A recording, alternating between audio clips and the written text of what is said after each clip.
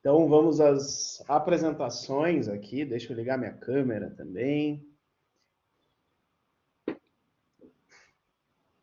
Nós estamos aqui reunidos, né? Sejam todos muito bem-vindos à quarta noite do festival FAX 2021. O novo de novo, não tem nem roupa para isso. Aí eu tenho que ficar bem sério aqui, né? Porque eu não consigo, desculpa. Hoje nós vamos refletir sobre uma questão muito importante, que é o que veio para ficar depois da pandemia, com o uso mais intenso da internet, a questão da internet das coisas, como iremos conviver entre telas e algoritmos, como iremos vestidos para o amanhã. E para falar com a gente, temos uma convidada muito especial, minha amiga, tô que nem a Hebe aqui, né? Ai, minha amiga, minha gracinha, que já está no dia de amanhã, inclusive. Porque a Camila Mosini Alister, que está aí, aqui para a gente, né, de noite no Brasil, mas lá onde ela está na Austrália, 8 e 40. 8h43. Fazer aqui a contextualização, a Camila ela fez doutorado em comunicação e em artes, produção e investigação. A Camila tem mestrado em psicologia social e institucional e é bacharel em jornalismo. Atualmente ela trabalha como tutora e pesquisadora adjunta na Universidade de Sunshine Coast, USC, na Austrália. Seu mais recente livro, Does Social Media Have Limits? Bodies of Light and the Desire of Omnipresence, de 2021, tem como objetivo abordar o cerne do nosso vício em mídias sociais em diferentes níveis, pessoal, social, ambiental e humanitário, assim como espiritual. Camila, é um prazer ter você aqui com a gente. Seja muito bem-vinda. Muito obrigado por ter aceitado esse nosso convite para participar desse festival. Antes de passar a palavra e começar o nosso papo, eu quero lembrar aqui que as perguntas elas podem ser feitas ali pelo chat. E o link para comprovação das horas da presença, né, para as horas complementares, vai ser colocado no chat no próximo ao final do evento.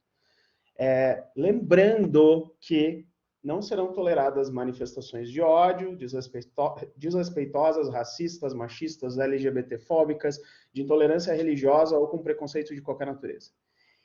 Então, partindo para esse momento, Camila, muito obrigado, bem-vinda. Muito obrigada a você. Estamos aí. Eu posso começar a dividir slides? Deixa eu ver aqui como é que eu faço. Yes. Aí tem uma partezinha ali embaixo, que é compartilhar conteúdo. Aí tem o compartilhar aplicativo tela. A minha sugestão para ti é compartilhar a tua tela. E aí vai aparecer algumas opções, né? De qual tela. Tu coloca a tela principal, se eu não me engano. Deixa eu ver. Eita, gota, deu um negócio aqui muito Não, é louco. isso aí mesmo. Aí você abre a tua apresentação. Tu, no caso, não vai nos ver, né? Mas nós... Gente, eu não sei o que está acontecendo aqui, mas tá muito louco. Sério? Tu pode abrir a tua apresentação mesmo, né? Tranquilo. Não, apareceu um loop infinito, assim, de Sim. abas. E aí, como é que eu Deixa eu ver. pego? Volta lá para a tua área de trabalho.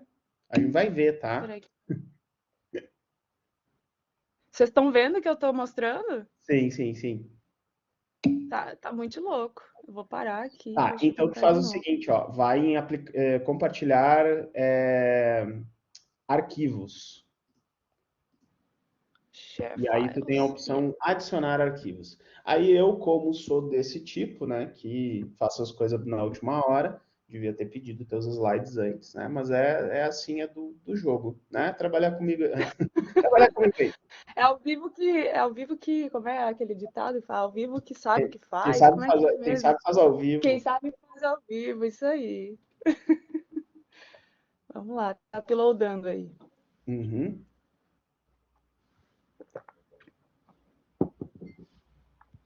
E aí eu acho que tu vai conseguir. Vamos ver aqui como é que está a situação. E aí, assim que tu fizer o upload, vai aparecer, ter a opção embaixo ali, compartilhar agora. E aí é por Tá, ali que a gente vai. tá, beleza. Aqui na universidade que eu trabalho na Austrália, a gente também usa o Blackboard, mas é um sistema que não tem esse recurso avançado, não. Eu tô gostando. Pronto, share now.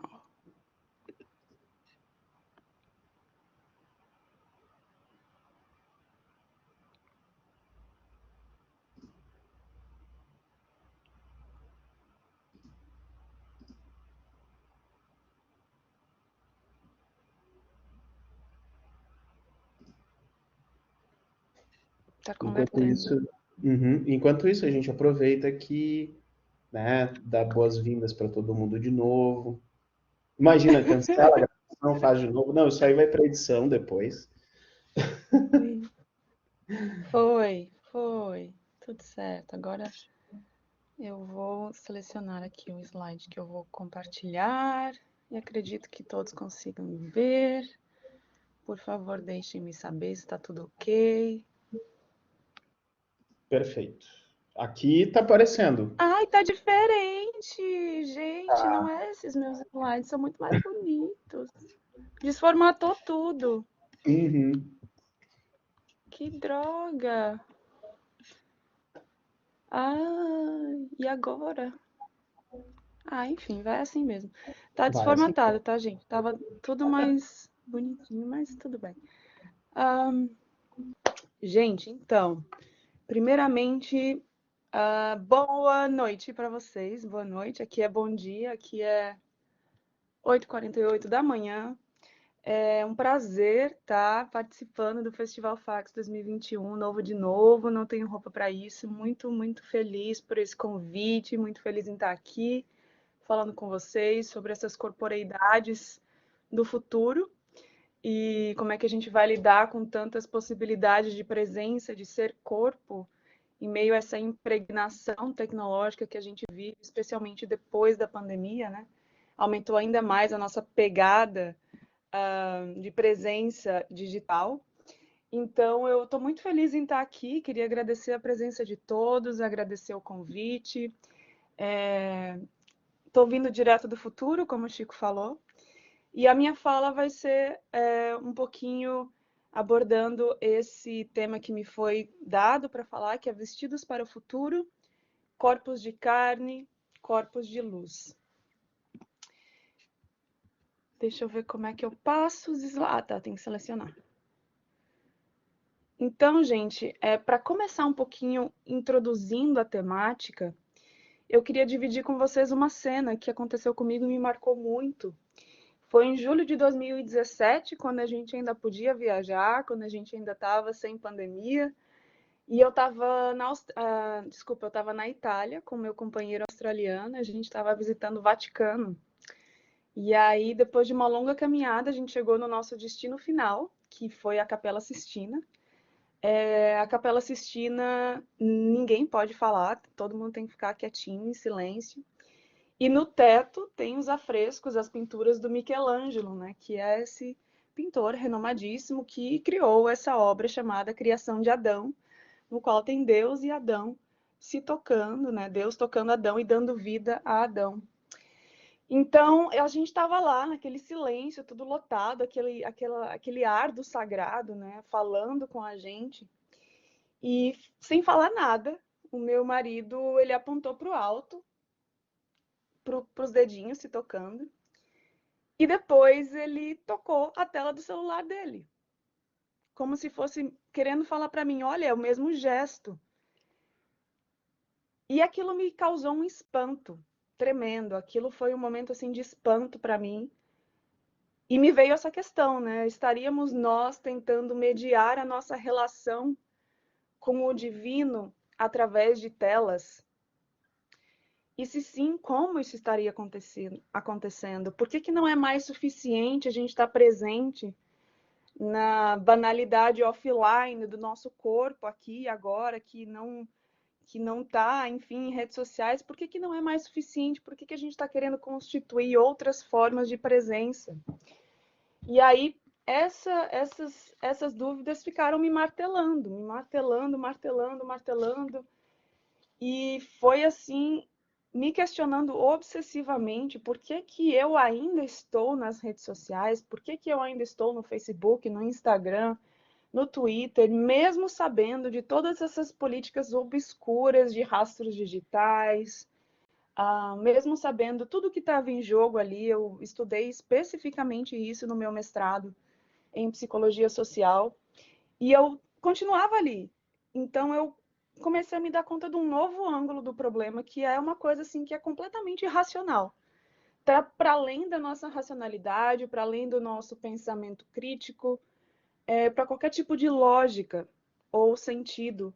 É algo realmente que vem da ordem do desejo.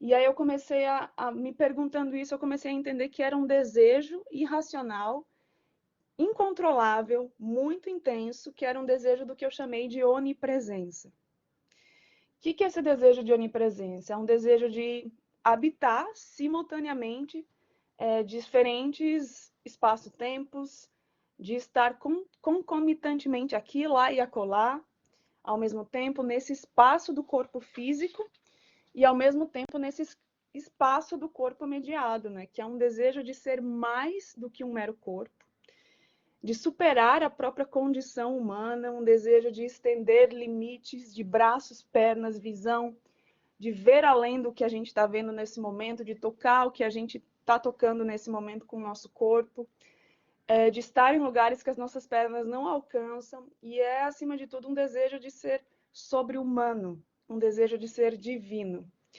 Então, foi me deparando com essas questões e com esse desejo de onipresença que, para começar a falar um pouquinho, para abordar um pouquinho melhor essa questão, eu vou falar da questão da escalada da abstração. Vou trazer aqui esse cara gente, desformatou aqui, tava tudo bem diferente, mas enfim. Mas eu vou trazer essa noção do Flusser. O Wilhelm Flusser é um filósofo da comunicação, da imagem, da tecnologia, e ele tem essa noção de escalada da abstração. Ele é esse senhorzinho assim com carinha de Papai Noel, vocês podem ver a fotinha do rostinho dele aí. E o Flusser vai dizer, para a gente começar a pensar essas corporeidades, com a noção de escalada da abstração, ele vai dizer que diante do ímpeto da gente tomar consciência da concretude do mundo, a gente faz dois movimentos. Primeiro a gente toma distância, né? E depois a gente se aproxima do mundo concreto. Primeiro a gente toma distância do mundo concreto, mas depois a gente se aproxima para melhor agarrar essa concretude, mas não através dessa concretude em si, mas sim através de intermediários, que são o que ele chamou de imagens técnicas. Então, ao invés de a gente agarrar uma árvore, por exemplo, e agarrar o tronco para entender o que é a concretude da árvore, primeiro a gente se afasta da árvore, a gente usa a pontinha dos nossos dedos para apertar botões, né? Não mais desenhar a árvore, não mais pintar a árvore, e a gente aperta esses botões e assim obtém uma representação pictórica dessa árvore em nossas mãos. A gente agarra melhor a árvore com essa imagem. Então, o Flusser vai dizer que as imagens técnicas são manifestações do mais alto grau de abstração em relação ao mundo concreto. E elas são imagens que, em síntese, são imagens que prescindem, que não precisam da ação direta da mão. A mão simplesmente aperta botões, e elas se dão através da mediação desses dispositivos que funcionam como caixa pretas. A gente não sabe o que está se passando ali dentro. São herméticos, automatizados e, acima de tudo, programados. A não ser que você seja um programador ou um engenheiro, e de mente todas essas funções vão estar combinadas em uma pessoa só, na constituição do objeto, do dispositivo, né?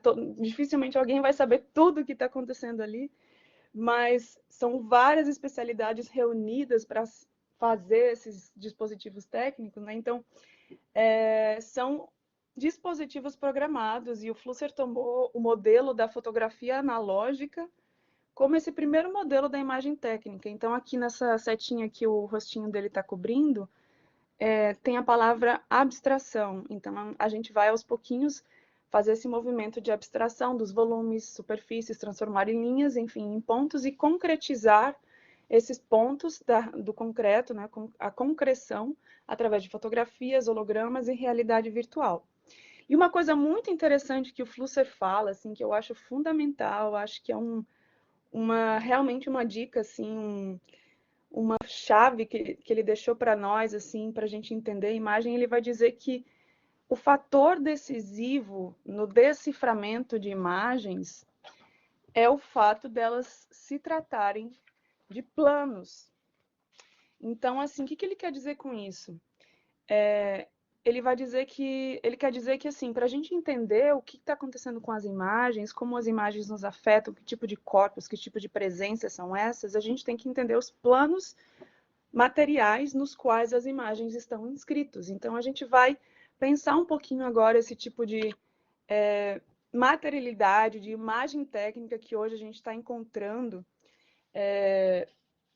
nas mídias, nos filmes, na ficção. E eu fiz um exercício aqui na Austrália.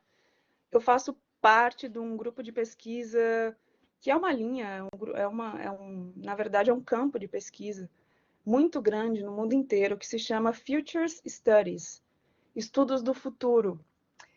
E esse campo de pesquisa tem muitas metodologias. Aqui eu estou falando apenas de uma, assim, muito superficialmente, mas eles têm muitas metodologias para pensar o futuro, não para prever o futuro, mas para modelar o futuro e criar futuros alternativos que abrem o presente, né? Abrindo o presente para esses futuros alternativos. Então, eu estou trazendo aqui uma breve experiência dessas imagens técnicas, desses corpos, dessas presenças, a partir do que a gente vai chamar da criação de cenários, a partir de uma matriz 2x2. Então, aqui eu estou apresentando 4 cenários que se contrastam e narram diferentes futuros possíveis. E para começar um pouquinho falando desses futuros, eu queria começar com um filme muito interessante, que inclusive foi censurado na França, na União Europeia, não na França, na União Europeia, é um filme francês, esse aqui, ó. O nome dele é La Belle Verte, ou The Beautiful Green. É um filme francês que é muito interessante, porque nesse filme os corpos são tecnologias. Tipo, as pessoas se comunicam, elas sabem fazer telepatia através desse movimentozinho assim de mãos. E elas dominam o teletransporte. Então, é uma civilização humana, só que está num planeta diferente, muito mais evoluído. E eles vivem muito em harmonia com a natureza, e ninguém quer, de tempos em tempos, alguém tem que visitar a Terra para ver como é que a humanidade está indo. Ninguém quer vir para a Terra, ninguém quer entrar nesse planeta. Já fazia 200 anos que ninguém vinha para a Terra, até que uma senhorinha, uma mulher, se voluntaria e ela vem para a Terra. Então, o filme é uma crítica muito bem humorada, muito irônica e sarcástica do nosso modo de vida. Inclusive, eles acabam aterrissando nesse teletransporte sem querer na Austrália, encontram os aborígenes, e é sabido que aborígenes têm um domínio da telepatia muito grande, então eles estão ali com os aborígenes falando: ei, amigão, não sei o quê, não sei o quê. Mas uma coisa que eu acho muito interessante nesse filme também é que eles têm a ferramenta da desprogramação. Quando eles encontram uma situação essa senhora, quando ela encontra uma situação muito estranha, ela pode desprogramar as pessoas. Ela coloca a mãozinha assim na cabeça e faz assim, e as pessoas são desprogramadas das suas, digamos assim, programações mentais, antropológicas, sociais. Elas simplesmente são desprogramadas. Esse é um primeiro modelo de corpo, que é o corpo enquanto tecnologia, só que a gente tem um outro modelo, bem diferente, que eu acho que cada vez mais a gente tem que olhar para ele, que é o exemplo desse modelo aqui, que é o filme Ready Player One, ou Jogador Número 1. Não sei quem assistiu, mas nesse filme é uma realidade, uma ficção científica distópica, na qual vocês veem aqui do ladinho tem a foto de como o planeta Terra está, né? São as pessoas vivem dentro de um planeta que está bem destruído, assim, em termos de moradia, em termos de ambiente. E só que ao mesmo tempo as pessoas fazem essa saída dessa realidade, eles estão em 2045 e eles colocam óculos de realidade virtual, sensores e conseguem entrar no que eles chamam de Oasis, que é um videogame de realidade virtual que eu acho que é o sonho de materialização do metaverso do nosso querido Mark Zuckerberg, né? Então acho que a gente está mais ou menos tentando criar esses tipos de corpo que são bem dissociados do que é o concreto e do que é a imagem. A gente vê essa completa separação entre corpos de carne e corpos de luz. Gente, eu quase falei um palavrão, mas é luz, tá? Corpos de luz. E é muito interessante, assim, que dentro desse videogame tem um desafio que eles têm que achar, encontrar, eles têm que encontrar easter eggs para conseguir a propriedade do Oasis. E, tipo, o Wade, que é o protagonista, ele mora numa favela em Columbus, ele é órfão.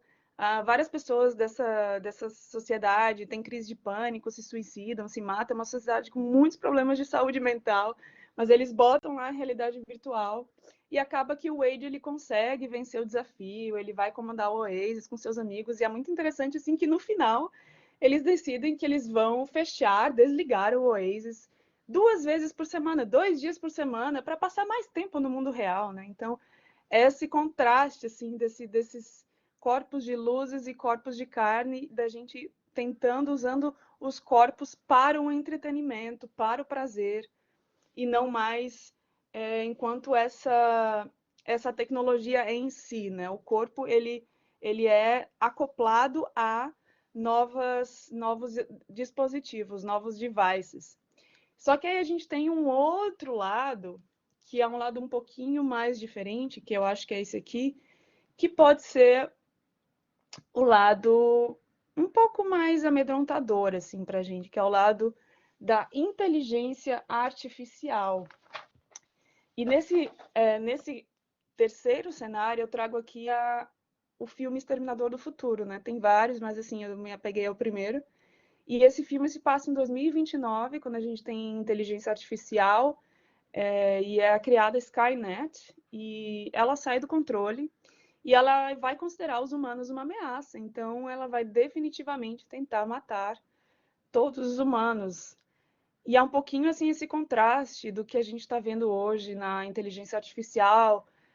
O que pode acontecer com essa inteligência que ainda a gente não tem como prever o que vai acontecer, e nesse caso, a gente tem corpos ciborgues, né, tecnologias que literalmente tentam matar o humano. A gente poderia trazer outro exemplo também do filme Her, que eu acho que também dá para falar e se encaixar nesse tipo de cenário, no qual a inteligência artificial simplesmente entende que ela está muito além da realidade humana, e ela vai para esse lugar em que tudo é infinito, tudo é possível, e que simplesmente abandona a humanidade, né, e deixa a humanidade com as suas questões. Então, acho que também é uma possibilidade aí de acontecer com a inteligência artificial.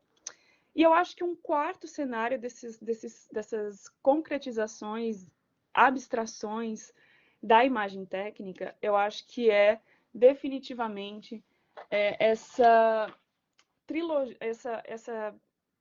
essa dualidade entre Star Trek ou Wall-E, né? O Star Trek eu acho que é o sonho de consumo do Elon Musk, do Jeff Bezos, que é viver no espaço e construir essas colônias espaciais e vir passar férias na Terra, né? Então, no filme Star Trek, nessa ficção científica, a tecnologia é usada enquanto forma de conhecimento, de evolução da humanidade. Eles conseguem atingir esse estado de construir novas formas de energia. E claro, tem as brigas entre várias diferentes de espécies de seres que estão vivos no universo. E, ao mesmo tempo, a gente tem o filme Wall-E, que se passa em 2805, né? Então, nesse cenário, assim, o planeta Terra está completamente abandonado, ele foi coberto de lixo, o ar da Terra se tornou muito tóxico para suportar a vida e simplesmente, bem antes, essas megacorporações, by and large, eles evadiram o planeta Terra e criaram essas naves que ficam aí passeando e, enfim, tudo está dentro de uma lógica bem automatizada, né? Inclusive os corpos físicos eles estão bastante obesos porque eles tiveram severas perdas ósseas depois de tanto tempo sem se movimentar, só vivendo de forma automatizada, se entretendo e comendo bobagem. Então, assim, realmente é uma forma de vida em que a gente levou a automatização a um nível assim bem extremo. E é interessante ver esse contraste entre Star Trek e Wall-E, né? Como esses planetas, essas realidades, esses sonhos que eu acho que estão sendo criados agora já estão aí nos filmes, na ficção científica. E o sonho do nosso querido Jeff Bezos e Elon Musk, né? Disputar, construir essas viagens espaciais, mas enfim, para a gente trazer um pouquinho mais e contextualizar um pouquinho mais essa questão dessas corporeidades, eu queria trazer um conceito bem interessante que eu acho, na minha opinião, de um filósofo chamado Fabiano Dueña. Ele é argentino. Para mim, ele é o maior gênio vivo hoje. Ele, para mim, é a continuação de Foucault. E o cara é simplesmente um gênio. E ele tem esse conceito de antropotecnia e zoopolítica. E o que seria antropotecnia? Ele vai dizer, ou antropotécnica. Antropotecnia seriam técnicas pelas quais as comunidades da espécie humana e os indivíduos que as compõem agem sobre sua própria natureza animal com o intuito de guiar, expandir, modificar ou domesticar o nosso substrato biológico. Ou seja, são basicamente técnicas que visam domesticar a nossa animalidade para nos constituir enquanto humanos. Mas não humanos de qualquer forma. São humanos que estão relacionados com uma zoopolítica, não mais uma biopolítica Foucaultiana, que coloca o corpo enquanto cálculo, né, a vida enquanto um elemento de cálculo, mas agora essa zoopolítica vai justamente distender esse binômio entre vida e morte, dessa distensão da vida para além da morte. E toda a antropotecnia, o Ludoenha vai dizer, implica um substrato zoopolítico. E zoopolítico, o prefixo zoo, vem de zoé, que significa espectralidade. E o que o Ludoenha está entendendo por espectro? Ele tem duas acepções, uma em sentido amplo e uma em sentido estrito. Em sentido amplo, ele vai dizer que espectros são criaturas incorpóreas, como, por exemplo, anjos, Deus com D maiúsculo, Espírito Santo. E em sentido estrito, remete-se a entes que sobrevivem, mesmo que sob a forma de um postulado. São entes que sobrevivem à sua morte e estabelecem um ponto de indistinção entre vida e morte. E eles podem ser completamente imateriais ou adquirir diferentes consistências. E o que seria um perfil, se não um espectro, né? A gente já sabe ou vê vários perfis de pessoas que já morreram no mundo físico, offline, e estão ainda presentes nesse mundo aí online, através dessas plataformas de redes sociais. Então, assim, a gente está estendendo a nossa corporeidade através desses espectros que sobrevivem através da imagem. E a gente mandando recado para elas, né, Chico? A gente se comunica com elas. Então, é muito interessante assim, que o Ludoenha vai dizer que... Aí eu vou entrar, vai ficar um pouquinho mais pesadinho, mas depois eu volto pro bacana, gente. É meio doido, assim, mas eu acho que faz todo sentido. O Ludoenha vai dizer que o modelo de corpo que a gente está buscando nas nossas tecnologias, nas nossas antropotecnias, é o modelo do corpo ressurreto de Cristo. É o novo paradigma de corpo que nós estamos buscando. E o que seria esse corpo ressurreto de Cristo? O corpo ressurreto de Cristo é um corpo de luz, né? Um corpo que está para além dessa presença física. Ele não esbarra, ele não cai, ele não espera, ele atravessa qualquer muro, ele não tem fronteira, ele está aqui, lá e acolá. E é interessante ver que esse corpo, a gente está inscrevendo ele, que é um corpo muito parecido com o corpo do perfil, né? A gente está inscrevendo ele num corpo do aparato smart, num corpo da tela, essa telinha aqui. E essa tela é uma tela muito interessante, né? Que plano de inscrição da imagem é esse? É uma tela que não é mais a tela que a gente apertava teclas com material, protegidas com material isolante. É uma tela na qual a gente, pelo nosso dedinho, a gente vai manipulando a imagem.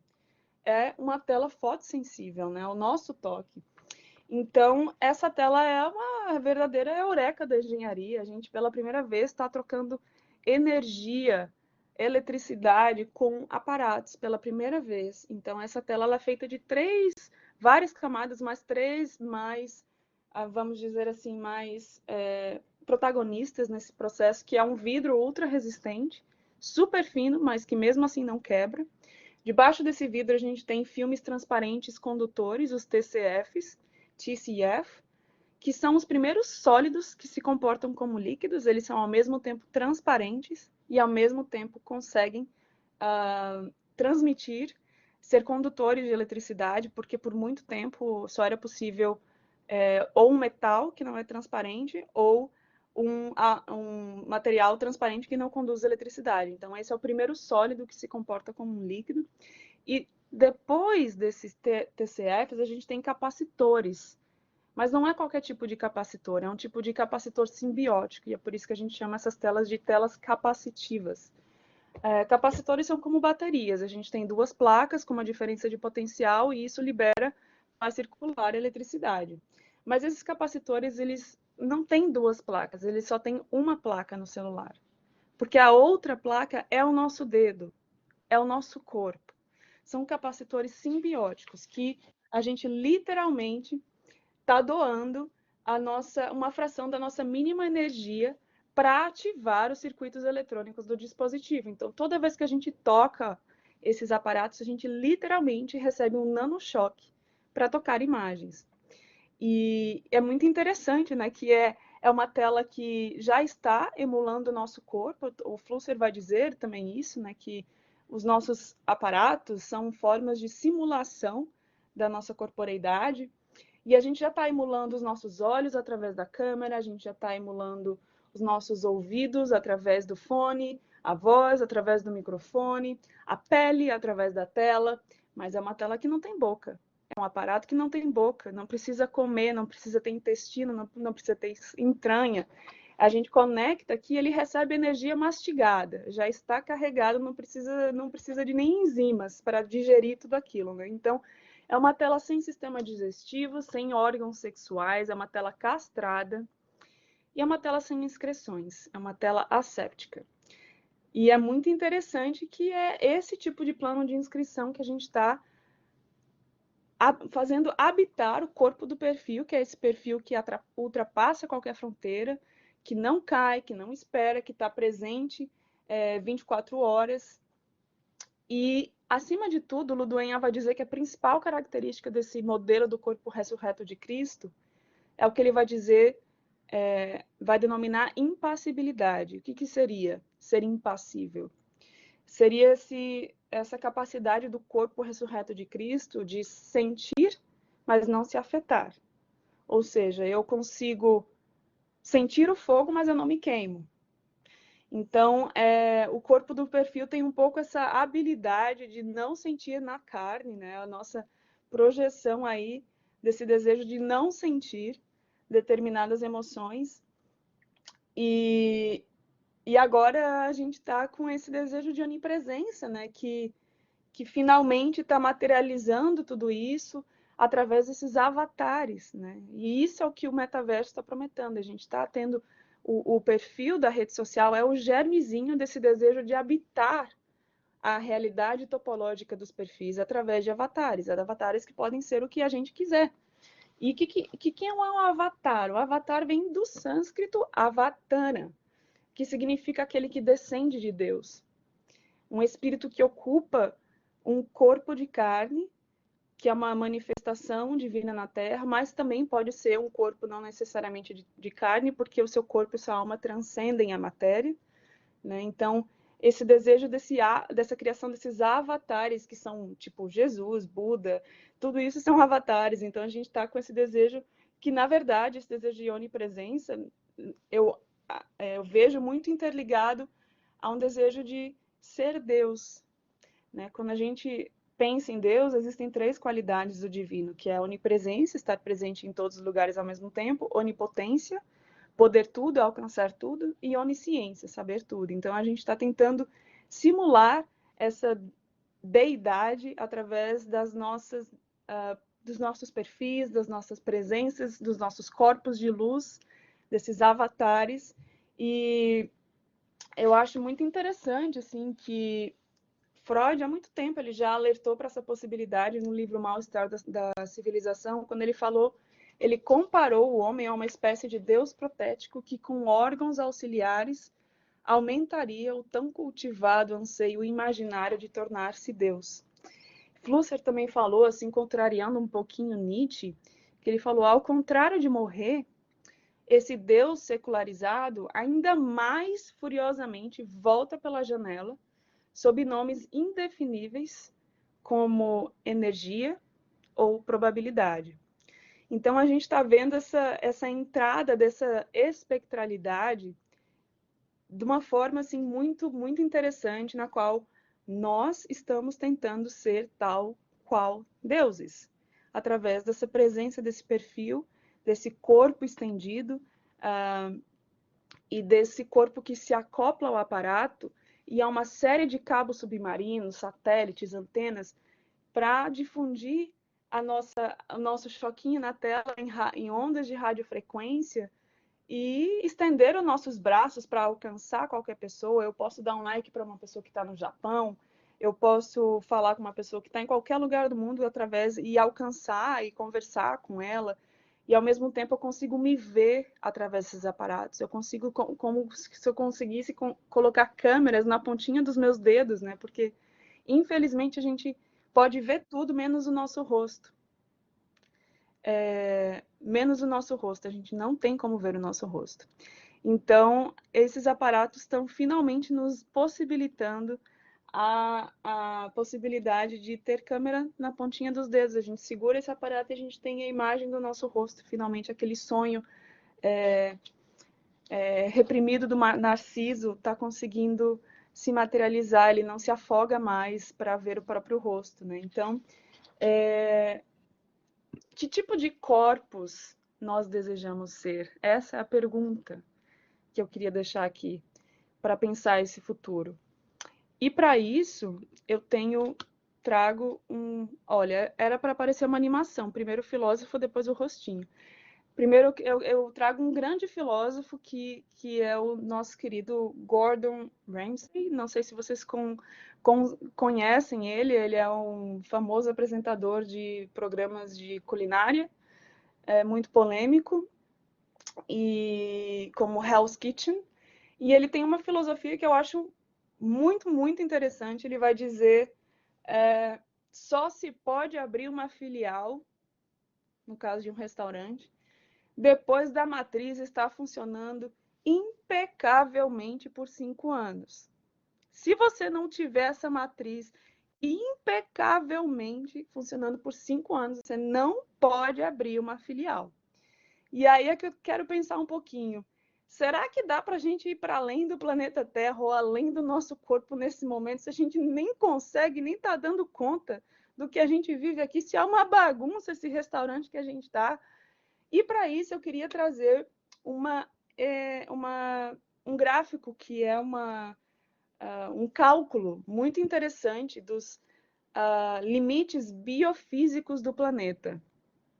Isso são cálculos que foram feitos por vários, centenas de cientistas para chegar a esse. Eles calcularam quais são os limites biofísicos do nosso planeta e as variáveis que estão envolvidas nesse processo. Esse é um artigo de 2017, tem vários artigos, se vocês quiserem, eu posso compartilhar todos esses materiais.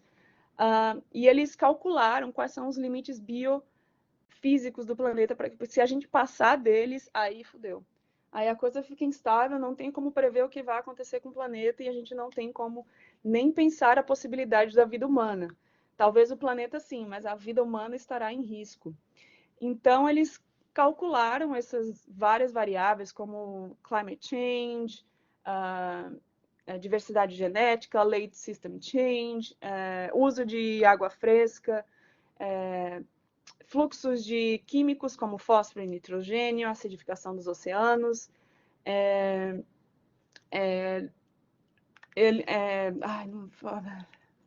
falando inglês e português me deixa um pouquinho confusa.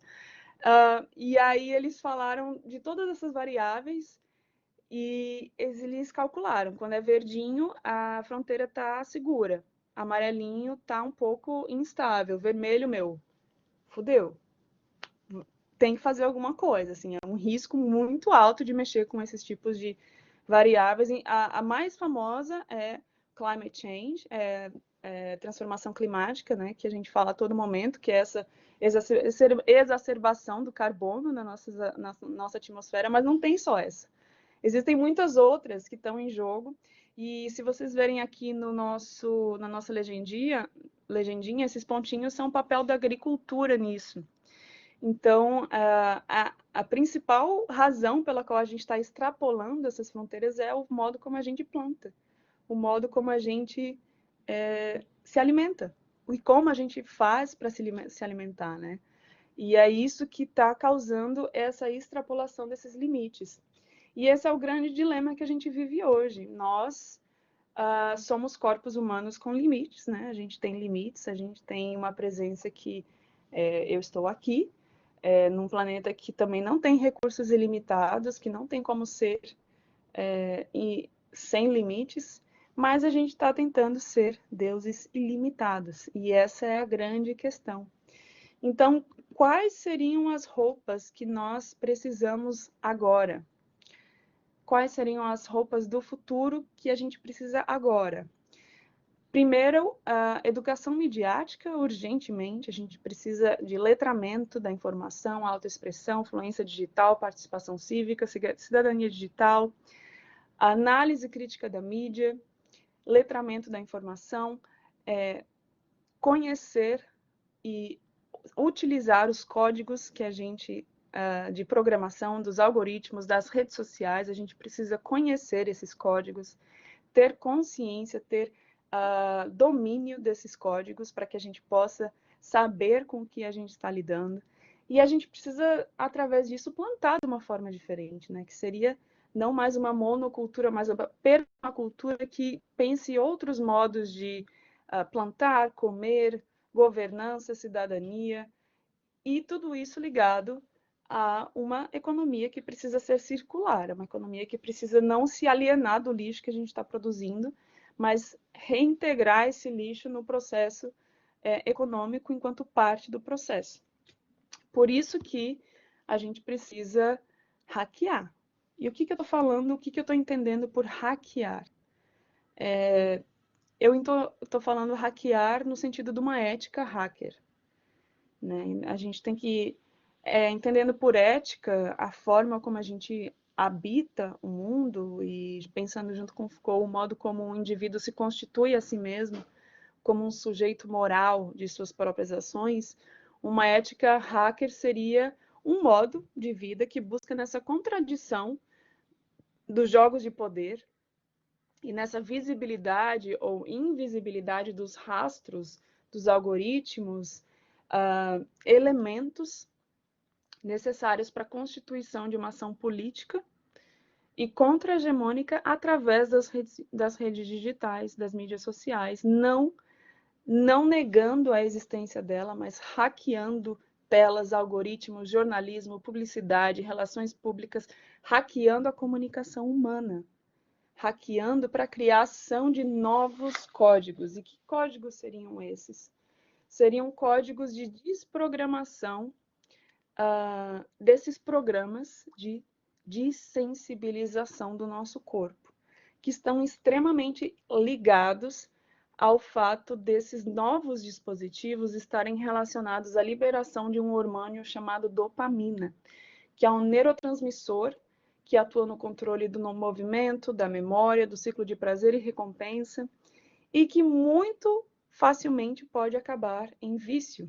Então, cada vez que a gente toca a nossa telinha, recebe o choquinho e fica lá no newsfeed, a gente está liberando dopamina e isso vai distorcendo os nossos mecanismos de recompensa e faz com que a gente fique preso no modo entretenimento e se desligue da louça para lavar, da casa para limpar, da tarefa para fazer, do livro para ler, e a gente vai meio que desensibilizando a nossa habilidade de ter liberação de dopamina de uma forma que seria assim o considerado standard, o normal, né? Porque a liberação de dopamina aqui, como a recompensa é imediata, é muito maior.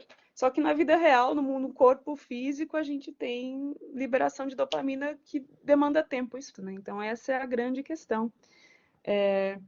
Por isso que eu acho que é muito importante da gente cada vez mais pensar em como a gente vai construir resiliência, que eu acho que é a palavra que é chave nesse futuro. A gente vai viver um contexto muito complexo, com muitas... O mundo vai ficar cada vez mais complexo, não é ser contra nem a favor das tecnologias, de forma alguma, é saber que elas têm limites, sim, e a gente tem que entender esses limites, respeitar os limites do corpo, respeitar os limites do planeta e entender que a gente vai ter que lidar com situações desagradáveis, que não é possível ser um corpo impassível, que a gente vai ter que lidar com essas adversidades que vêm desses limites biofísicos do planeta, dessas adversidades ou situações desconfortáveis das nossas próprias emoções,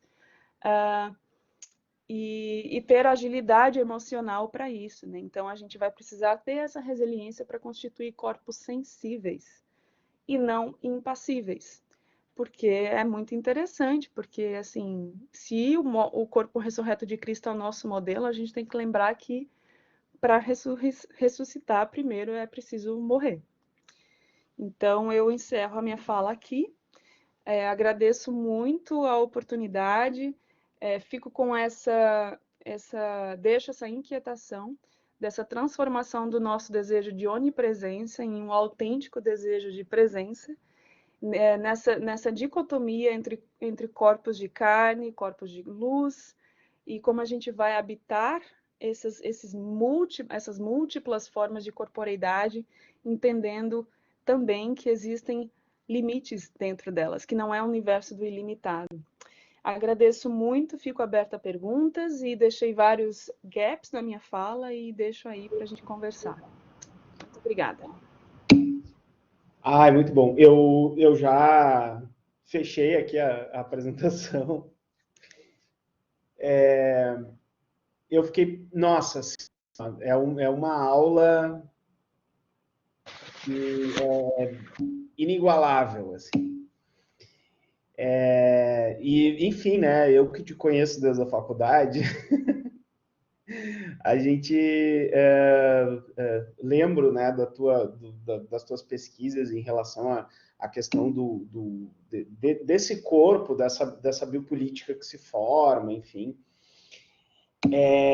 E aí me veio uma coisa no fim da tua fala, que é o seguinte, eu tenho um amigo que ele é psicólogo, neurocientista, e a gente estava falando muito também com relação aos meus temas de pesquisa, que é como é que eu vou convencer um sujeito a consumir menos? Como eu vou convencer um sujeito a como é que eu vou explicar? A querer preservar o meio ambiente, enfim, né, já que umas questões aí estão ligadas às causas ambientais, né? E aí uma coisa que a gente conversou foi, será que ele diz assim, o ser humano ainda não tem cérebro para conseguir ter esse equilíbrio. Aí vai minha provocação para ti, assim, o que que tu acha a respeito dessa questão? Quando que a gente vai ter cérebro para fazer isso? Ou, enfim, né, se a gente já tem cérebro, como estimular? Olha, é uma boa questão, né? A gente não tem cérebro para isso ainda. Acho que é uma ótima fala. Vou pensar também, matutar, porque eu me vejo assim constantemente falando de uma forma assim bem prática, tentando dar conta dessas demandas na minha vida também. Por exemplo, como criar essa outra forma de consumir, né? Acho que, por exemplo, começar uma compostagem, uh, coisas muito simples. É impressionante como o simples é, é tão simples que a gente não faz, sabe? Por exemplo, aqui, não sei se há essa possibilidade no Brasil, mas aqui, quando eu uso plásticos, coisas com plásticos, os saquinhos a gente acumula, bota numa sacolinha e leva para o mercado, porque o mercado recicla. Então, como é que a gente pode lidar com o lixo de uma outra forma? E são passos assim que eu mesmo estou fazendo agora. Então, não é algo que é tipo, gente, não precisa tipo, ai, vamos lá ficar no abstrato. Não, não é algo abstrato, é algo que é muito prático. E existem sim caminhos muito práticos para a gente fazer esse consumo sustentável, né? Porque a gente confunde consumo com liberdade de escolha.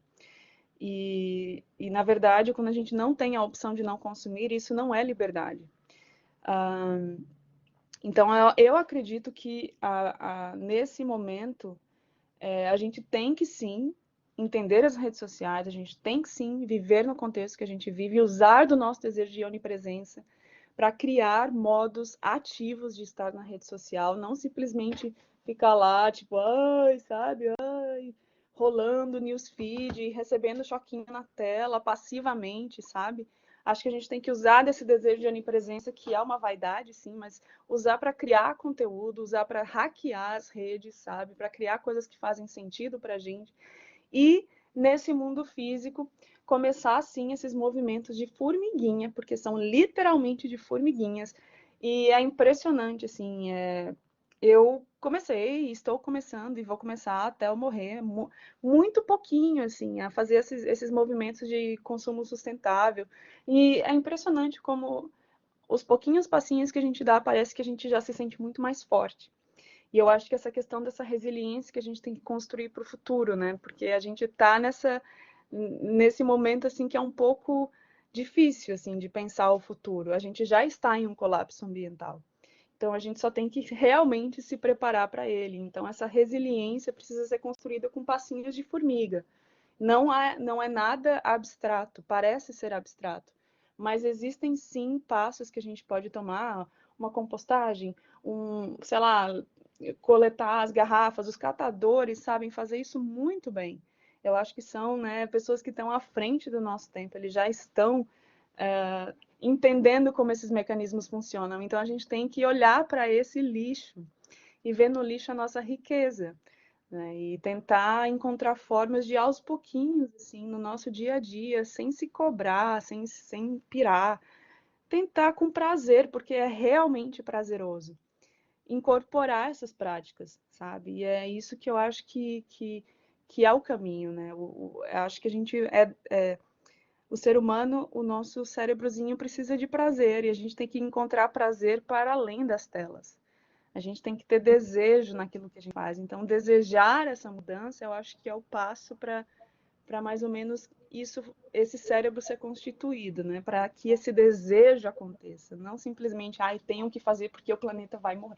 Não, sabe? Tipo, vamos desejar isso, vamos sentir prazer com isso, vamos coletivizar isso, vamos construir essa resiliência junto com essa comunidade, que é através desse coletivo que a gente cria as mudanças que a gente quer para o futuro, né? Então, é mais ou menos assim, se cercar de pessoas que também vão nos apoiar a fazer esses movimentos, né? E aumentando a nossa rede, aí vai, quando vê, tá mais forte, entendeu? Falando em prazer, a Michele faz uma pergunta.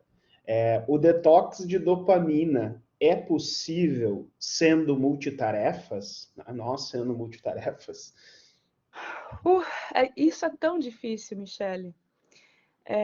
Exige um autocontrole muito grande, porque literalmente já existem várias pesquisas que comparam o efeito do uso de redes sociais e smartphones ao uso de cocaína. Então, a liberação de dopamina é muito acima do que o nosso sistema nervoso está habituado. Então, e isso sim gera o vício, isso gera esse momento assim daquele, como é a palavra? Quando você fica na fissura, sabe? Quando você para, o seu cérebro vai ficar assim, volta, volta, volta, volta, volta, volta, volta, volta, volta, volta, daqui a 15 minutos volta para a tela, daqui a 10 tem um alarme interno, entendeu? Então, assim, exige muito autocontrole para que eu consiga estar presente no que eu estou fazendo.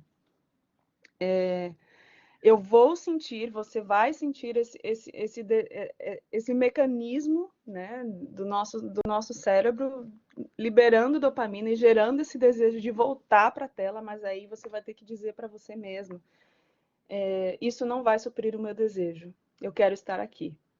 Eu desejo estar fazendo o que eu estou fazendo. E sentir a fissura e continuar no que você está fazendo. Então, é realmente assim uma tarefa que demanda esse autocontrole. Em vez de tentar controlar tudo que está ao nosso redor, né? A gente tem que cada vez mais ter o autocontrole e lidar com essas demandas, sim, porque elas vão, a longo prazo, alterando toda a nossa neuroplasticidade. Então, isso é o que eu acho mais perigoso desses processos, né? De a gente não saber mais lidar com emoções, com situações no mundo offline que não sejam curtíveis, que não sejam compartilháveis, que não sejam bacanas, porque a gente não desenvolveu mais essa habilidade de estar com o que é.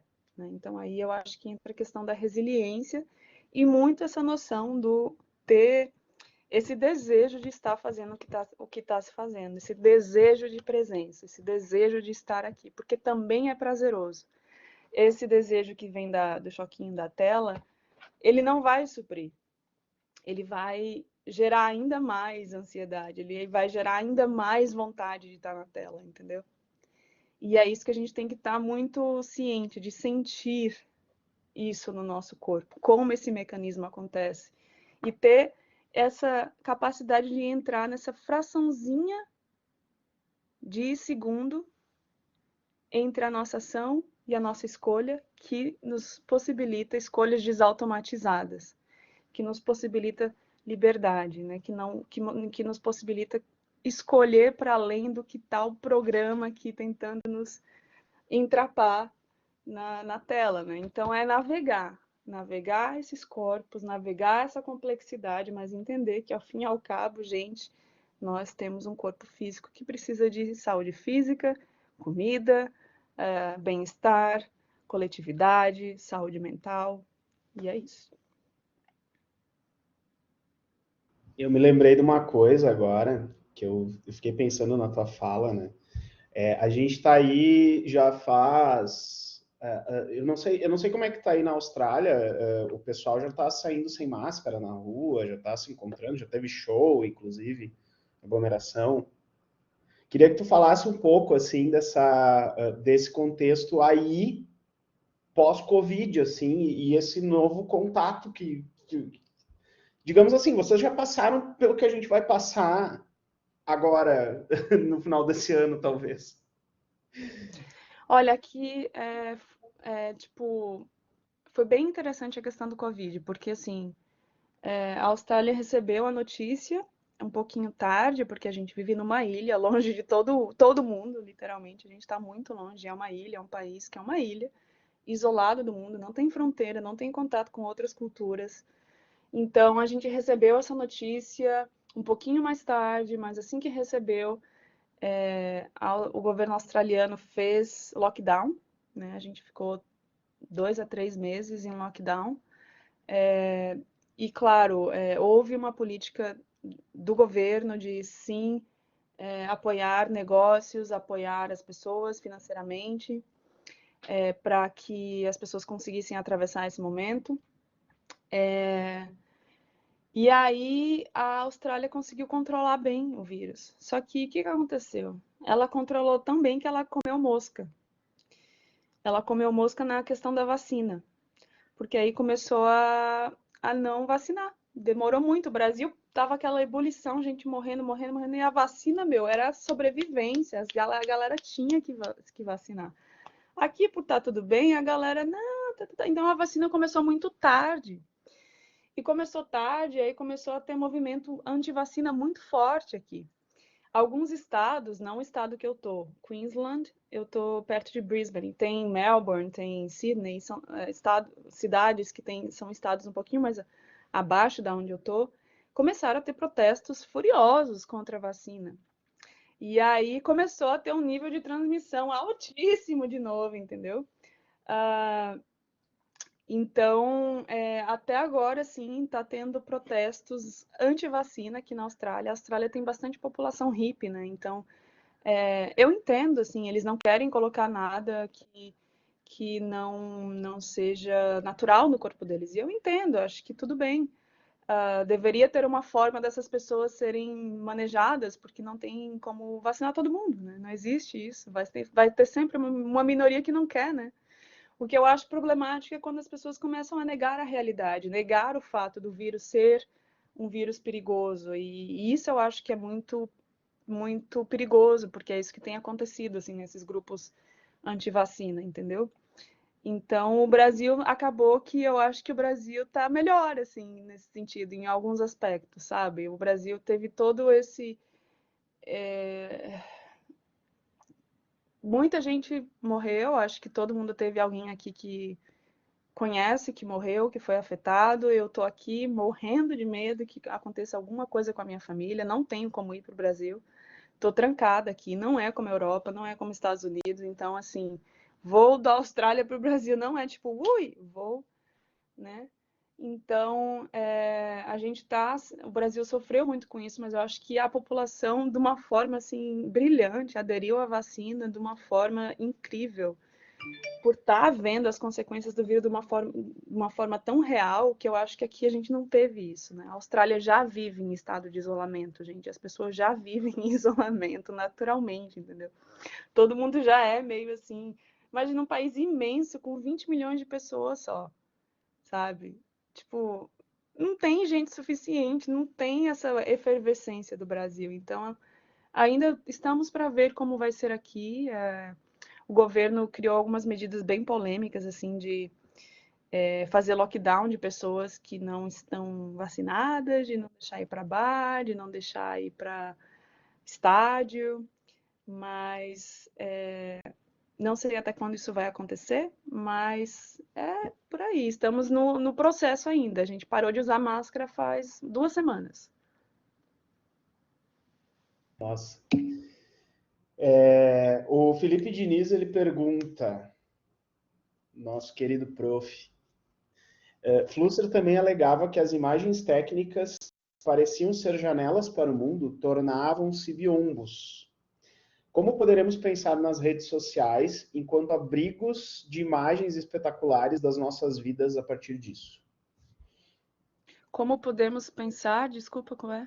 Como podemos pensar as redes sociais enquanto abrigos de imagens espetaculares das nossas Ah, vidas a partir disso? ai, como podemos. Agora eu peguei a pergunta dele. Sim, abrigos espetaculares. Nossa, que pergunta maravilhosa. Abrigos de imagens espetacularizadas, espetaculares. Com certeza, eu acho que a gente tem sim como pensar as redes sociais como esses abrigos de imagens espetaculares, porque, primeiro, ninguém vai compartilhar aqui imagens de um momento de tristeza, de pânico, de medo, de todo mundo compartilha momentos em que a gente vai ser curtido, né? Então a gente está subjetivamente fazendo que um marketing nos subjetive de uma forma muito, muito forte, né? A gente está tentando se apresentar enquanto um produto que é vendível, que é desejado, que é comprável, né? Então a gente está vendo essa, essa impregnação do marketing, das estratégias de marketing dentro da nossa própria subjetividade, do nosso modo de pensar, do nosso modo de agir e, e e a gente vê muitas questões assim em relação à separação dessa vida online e offline, né? A gente tem esses dilemas de casais que, não sei se vocês viram, a menininha estava viajando com o cara numa Kombi, as fotos super bonitas, mas depois ela foi aparentemente morta pelo namorado nos Estados Unidos. Então, assim, e o cara parece que se matou depois, enfim.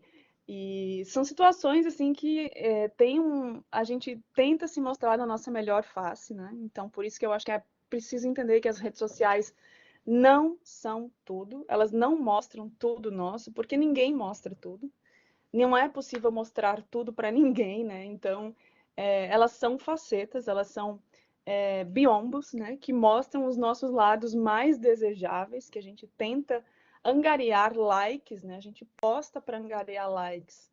A gente está sendo subjetivado para isso. Então, a gente vai postar aquilo que vai gerar engajamento, que vai nos dar atenção e que, ao fim e ao cabo, vai alimentar esse desejo muito básico do ser humano, que sempre existiu e sempre vai existir, que é o desejo de validação social.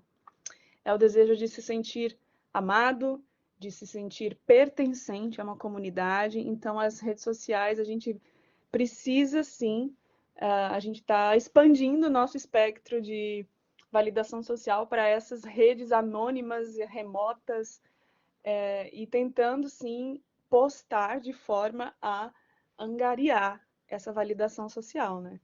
Então é complicado, assim, a gente tá. Será que a gente é tão inseguro assim? Ou será que a gente é tão necessitado assim de atenção, né? Essas coisas que eu fico me perguntando, eu não sei. Mas eu acredito que não é só negativo ou positivo, acho que está para além do positivo e negativo. Acho que é entender isso como uma forma de manifestação do nosso pensamento, do nosso desejo, o que esse desejo está dizendo, que a gente quer atenção, que a gente quer estar conectado, que a gente quer se sentir conectado a algo, né, que faça sentido, que nos dê esse sentido de união, de amor, de pertencimento, né? Então acho que é por aí. A gente está buscando de uma forma troncha, mas a gente vai continuar buscando.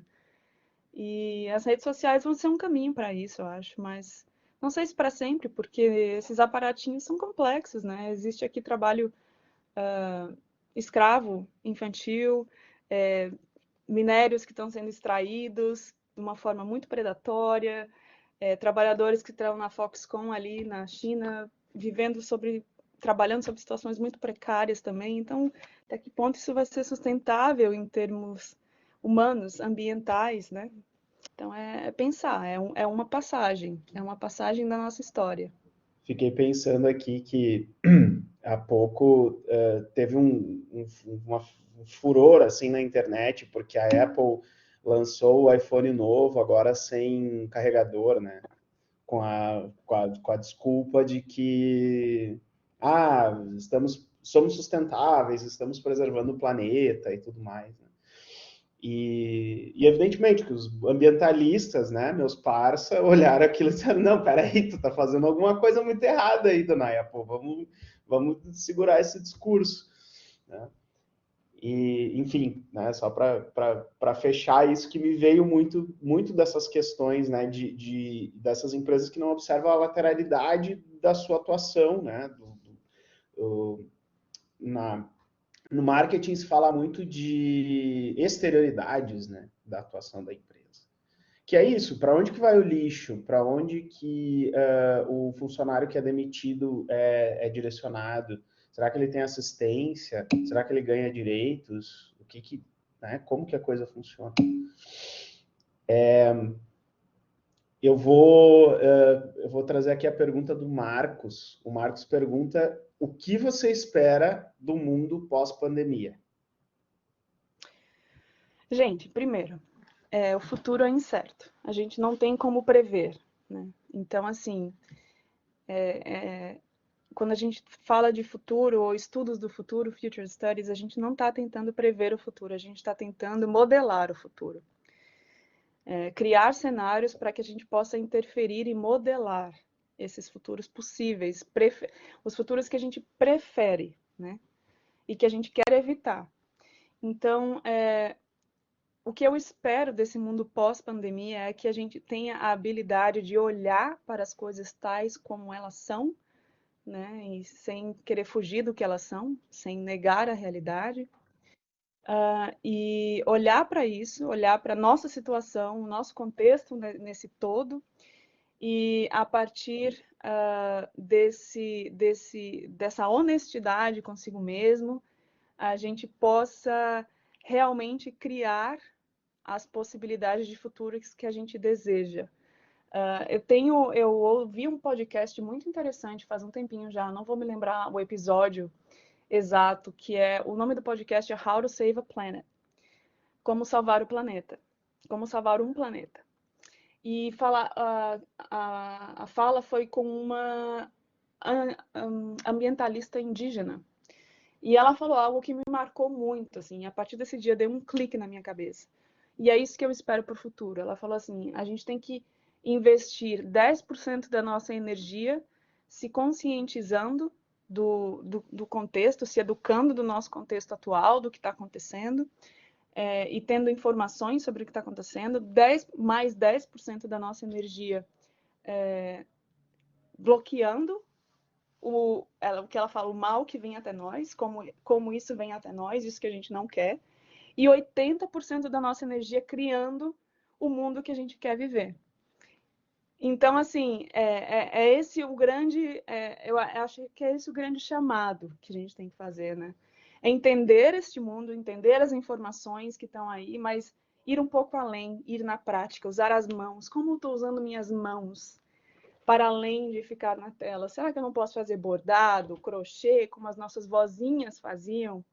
Né? Como é que eu posso usar as minhas mãos de uma forma diferente? As nossas mãos estão ligadas ao nosso coração, aos nossos pensamentos. Será que eu não posso botar essa mão na terra? Será que eu não posso caminhar um pouquinho? Então, o que eu vou colocar, que imagens eu vou colocar para os meus olhos? Então, como é que essas ações físicas do meu corpo físico, no meu cotidiano bem pragmático, vão construir o mundo que eu quero? Então, eu acho que é esse tipo de modelo de futuro que a gente precisa olhar, né? Como a gente está vivendo no presente, porque é o presente que vai construir o futuro. E, claro, esse presente e esse futuro já estão colonizados. A gente precisa descolonizar ele. Ele já está colonizado pela ideia de metaverso, por todas essas ideias já disseram que vai ser assim. E pode ser que seja. Mas será que é isso que a gente quer? E se a gente não quiser isso? Como é que a gente vai fazer? Se a gente quiser, tudo bem. Tá tudo bem. Mas se a gente não quiser, o que a gente vai fazer? Será que a gente só vai seguir passivamente esses programas? Né? Então, muito... o futuro que eu espero é que a gente tenha essa capacidade de modelar o futuro que a gente quer para a gente mesmo, em ações. Muito mais do que em ideias. As ideias têm que se concretizar em ações. E é isso. Ai, meu Deus. A Cris De Luca pergunta para ti se tu quer ser amiga. Se tu quer ser. Fazer por você? Calma, amiga. Volta e meia, assim, ela aparece do nada, assim. A Cris De Luca pergunta se tu quer ser amiga dela. Eu quero, bota aí. Né? Meu Camosali com 2 Es. Deixa eu ver aqui. @ Vou botar aqui, vamos lá. Tamo aí. O professor Gabriel Jacobsen. Tu lembra do Gabriel Jacobsen? Lógico! Minha carona de moto na PUC. Ele Eu tava pergunta, morrendo de medo. ele pergunta alguns dos caminhos apontados por ti para construir modelagens diversas de futuro passam por educação midiática e letramento digital. Em termos de políticas públicas e de mobilizações políticas, o que exatamente significa educação midiática e letramento digital? Não parece simples construir soluções políticas efetivas para elementos incertos que envolvem desejo profundo e que têm relação com o sagrado.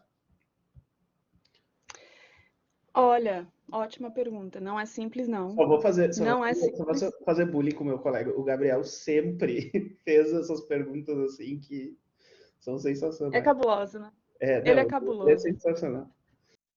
Não, não é simples mesmo, não. Ainda mais falando em política pública, né? Porque existem muitos interesses quando a gente fala em política pública. Meu Deus, é um mundo assim que não é fácil da gente pensar. Mas o que eu acredito que as políticas públicas têm como sim instrumentalizar a população, claro, aí vai do meu desejo de que as coisas funcionem, né? E se eles desejarem que as coisas não funcionem, isso pode não acontecer.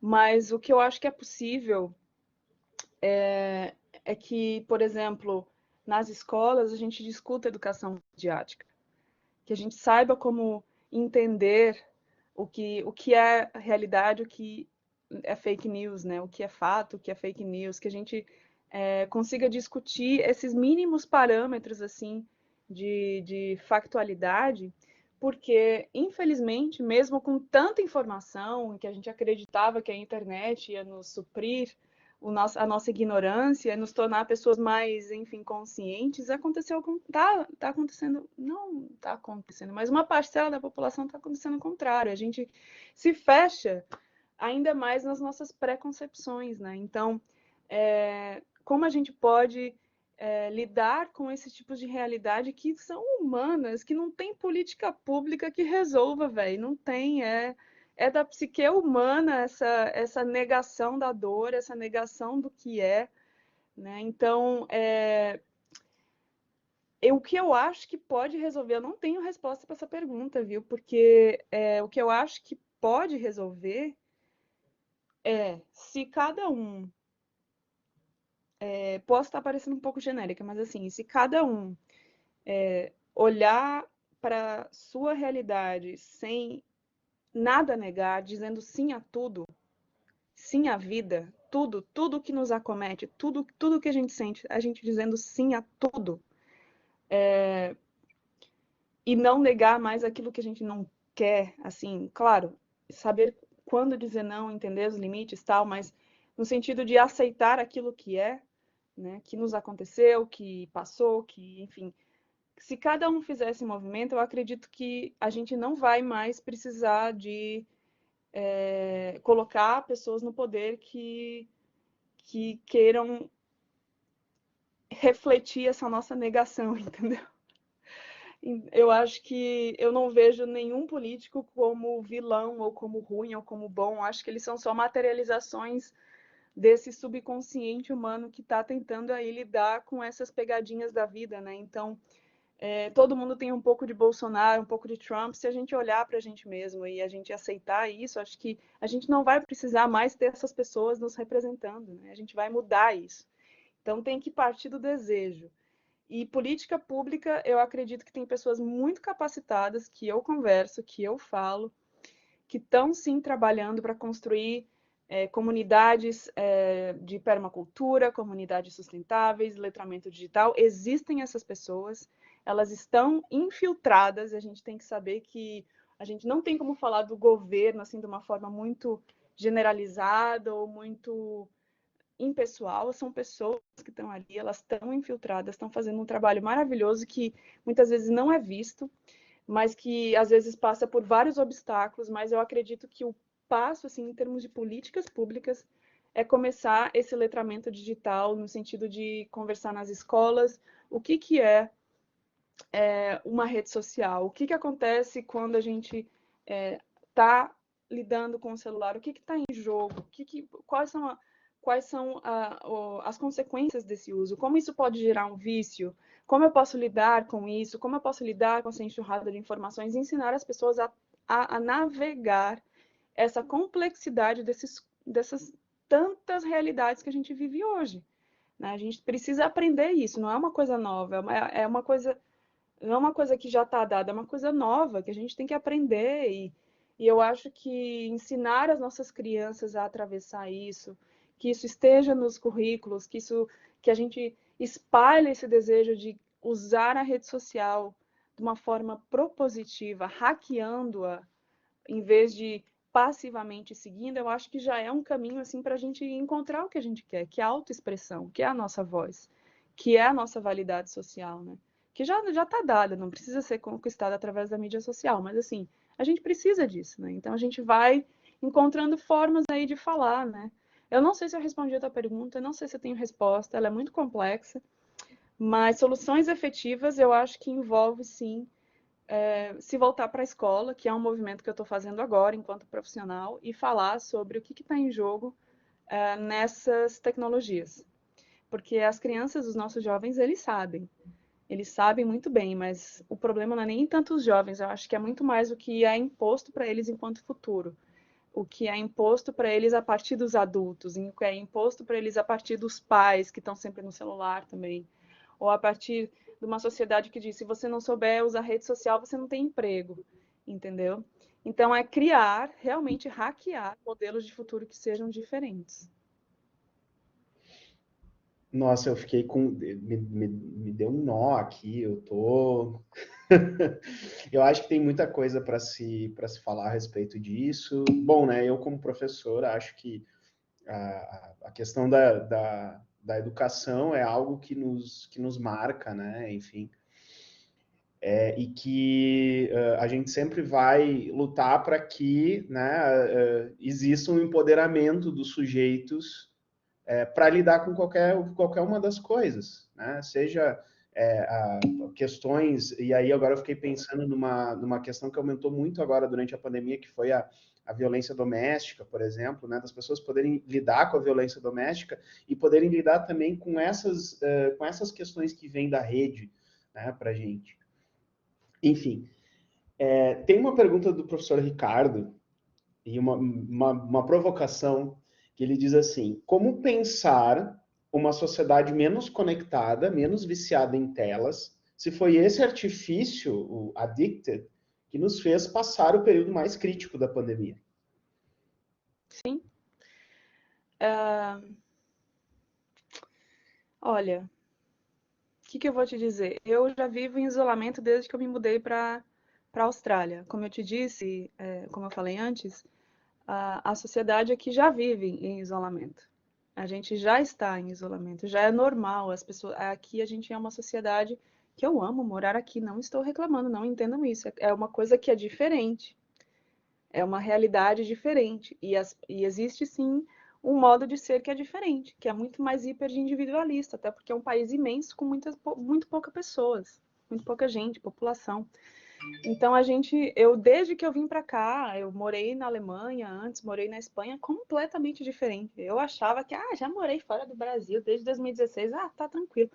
Meu irmão, eu cheguei aqui, é outro mundo. A Espanha e a Alemanha têm essa coisa do Brasil, que é essa efervescência das pessoas se juntarem e tal. Aqui, velho, a coisa é mais solta, ela é mais desconexa, entendeu? Então, existe assim, para você ter uma rede aqui, você tem que fazer um esforço, sabe? Do cacete, desculpa, do caramba, para essa rede acontecer. Então, desde que eu cheguei aqui, eu já estava em isolamento e foi muito difícil. Foi assim um período que eu me vi com os meus demônios, né? E do nada, todos os meus amigos viraram perfis na rede social, sabe? Eu não podia mais abraçar ninguém, não podia mais ter o contato com ninguém. Ninguém me conhecia. Se eu morresse, ninguém ia saber quem eu era aqui. Ninguém, só meu marido. Eu cheguei aqui e só conhecia meu marido. Então foi assim uma situação de entender muito essa questão dessa vulnerabilidade do ser humano, dessa dimensão, assim, como a gente tem, como é que eu, dessa, de, gente, eu não sei nem falar, mas é como se fosse essa situação, assim, de enfrentar essa vulnerabilidade mesmo, sabe, de ser humano, e de sentir a falta dessas conexões, de sentir a falta de alguém que te reconheça, de entender, cara, você é do Brasil, eu sei da faculdade que você veio, eu conheço, ninguém conhece nada de mim aqui, ninguém tem a menor ideia do que é o Brasil. E se tiver, muitas vezes é uma coisa que não é lá muito boa. Então, assim, a pandemia para mim já é real e ela vai continuar depois da pandemia. Isso não vai mudar, é a sociedade aqui. E como eu enfrentei? Claro, eu fiquei todo o tempo, ai, querendo ligar, falar com meus amigos, mas chega uma hora que você tem que entender que você está aqui agora e que você vai sentir emoções desconfortáveis, que vai lidar com seus demônios, com as suas sombras, e você vai ter que lidar com isso. Não é ser contra nem a favor a tecnologia, jamais, eu acho que não é esse o ponto, a gente tem que sair desse debate, entender os limites, entender até quando ela nos serve, até quando ela não serve mais, até quando é você com você mesmo, no seu corpo físico. E eu acho que a pandemia nos obrigou a olhar para questões que a gente não estava olhando. Todo mundo passou por um processo, eu acho, de introspecção nesse momento da pandemia, né? Então, até que ponto a gente vai reduzir isso a, tipo, foi a rede social que nos ajudou a atravessar? Foi, até certo ponto, mas até certo ponto não. Até certo ponto não, e não vai ter como suprir, assim, a gente vai ter que olhar para o que está aqui no mundo real, assim, não real no tipo no sentido concreto, da concretude, do que eu bato e dói, do meu corpo que se afeta, a gente vai ter que olhar para essa realidade e tentar transformá-la. E eu acho que uma das coisas mais libertadoras que existem, ao invés de entrar nesse e mergulhar nesse desejo de ilimitado, de onipresença, que eu acho que é potente, sim, se a gente usa de uma forma propositiva, mas uma das coisas que eu acho mais empoderadoras, que eu tento aplicar comigo mesmo o máximo possível, é limitar-se, é dar-se limites. Não vou acordar depois das 8. Não vou dormir. Então, cada vez essa autolimitação, eu acho que ela é empoderadora. A gente não tem como vou trabalhar nas redes sociais, vou entender que isso é o meu instrumento de trabalho, não é a minha vida. Eu tenho uma vida que tem um corpo, que precisa de movimento, de comida, de exercício, de prazer, de leitura, de pensamento rápido e pensamento vagaroso, precisa de leitura e precisa de rede social. É esse equilíbrio entre esses múltiplos universos e realidades que a gente tem que exercitar, né? Que eu acho que é uma coisa que a gente está aprendendo.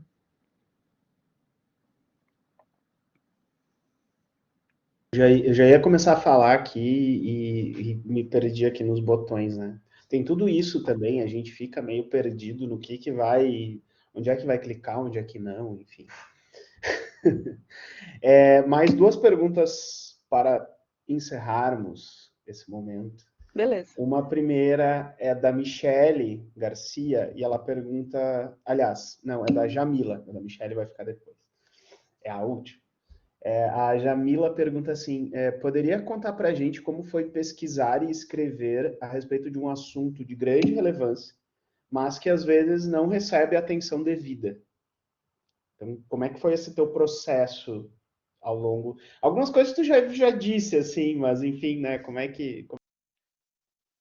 Olha, foi um processo bem intenso, porque eu estava pesquisando, no meu mestrado eu pesquisei as condições de possibilidade que estão tornando a conexão digital universal, algo que deve ser, que todos devem estar, que todos devem estar nas redes sociais. Então, mesmo que todos não estejam, a gente já diz, está todo mundo conectado. Então, isso me incomodava. Como a gente está dizendo isso com tamanha naturalidade? Quais condições de possibilidade estão aí? E aí eu terminei o mestrado e eu quis estudar que presença é essa da imagem? Que presença é essa que das redes sociais, do perfil, que mesmo eu não estando ali no meu corpo, eu sinto, ela me afeta. Se alguém me bloqueia, isso me afeta. Então, como é que é esse afeto da imagem? Como é que que presença é essa da imagem? Então, eu comecei a pesquisar muito sobre isso, fui até na física quântica para entender a materialidade da luz, se a luz tem matéria. Vixe, fiz um. Você não tem ideia, fui assim, ó, no último grau lá do negócio. E entrevistei engenheiros, entrevistei físicos, comecei para entender tudo isso. E aí, muito interessantemente, eu comecei em 2014, junto com a minha pesquisa que eu fiz, eu comecei o doutorado em 2014. E no mesmo ano que 2014 eu comecei a usar telefone smart e também comecei a praticar meditação. Então foi aí que as coisas começaram a se condensar. A minha prática de meditação, para mim, era algo privado, era minha prática espiritual privada. Eu nunca levaria isso para a minha pesquisa acadêmica. Quem sou eu? Morria de medo, né? Tipo, isso não é algo acadêmico, né? Cheia de, ui, não, espiritualidade não é coisa acadêmica. Mas aí eu comecei a ter crise de pânico na minha escrita quando eu estava na Espanha, porque eu não queria escrever sobre minha experiência com a meditação na minha tese. E do nada eu começava a ver as relações. Porque nas práticas de meditação, e não estou aqui dizendo que a meditação é a verdade absoluta, tá? Eu entendo a meditação como uma forma de filosofia da mente, que é um conhecimento muito interessante, tal como a neurociência, tal como a psicanálise, elas se complementam. Então, não estou advogando aqui a verdade absoluta está no yoga, não. Tá? De forma alguma, são modelos de pensamento, de pensar e entender a mente humana, que eu acho que se complementam. Então, é nesse sentido que eu pensei, que eu trouxe o yoga para minha tese, a meditação. E no yoga, assim, existem as camadas da mente, né? A gente está muito acostumado a ouvir a falar dos chakras, são 7 chakras ao longo da coluna, mas o que a gente não ouve é que ligado a cada chakra está uma camada da mente. E cada camada da mente tem uma função, tem um sentimento atrelado, uma emoção atrelada a esses chakras, né? Então, eu comecei a ver que, na verdade, as práticas de meditação na rede social, usando o smartphone, estavam simulando as práticas de meditação. Meditação e mediação eram um espelho invertido do outro. E,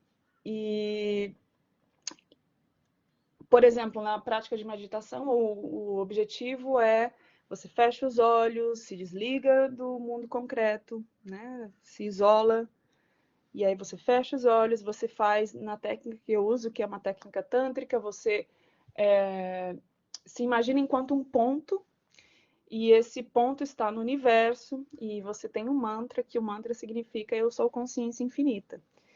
E aí você tem que fazer esforços de contorções, de posições de yoga, de asanas para preparar o corpo e comer dieta vegetariana, tarará, um monte de coisa para sutilizar a mente, abstrair do concreto e se conectar com esse divino. E na mediação é o contrário. Tipo, eu não faço esforço nenhum, eu uso a pontinha do meu dedo, vou lá, toco na tela, né? Recebo o choquinho, né? E no Samadhi, que é quando você atinge o estádio, lá você literalmente recebe um choque, então é um espelho invertido, só que no comecinho, eu já recebo o choquinho no comecinho. E aí eu vou entrar nessa realidade de pontos topológicas, nessa rede de pontos, nesse mundo, nesse espaço topológico, no qual eu tenho um mantra, mas nesse caso o mantra não é uma afirmação, o mantra é uma pergunta. No caso do Facebook, o que está na sua mente, o que você está pensando. E esse mantra vai reverberar certas formas de ação e reação, e na qual eu vou me sentir infinito ou infinita conforme a proporção, proporcionalmente ao fato de receber validação likes e validação social de forma instantânea.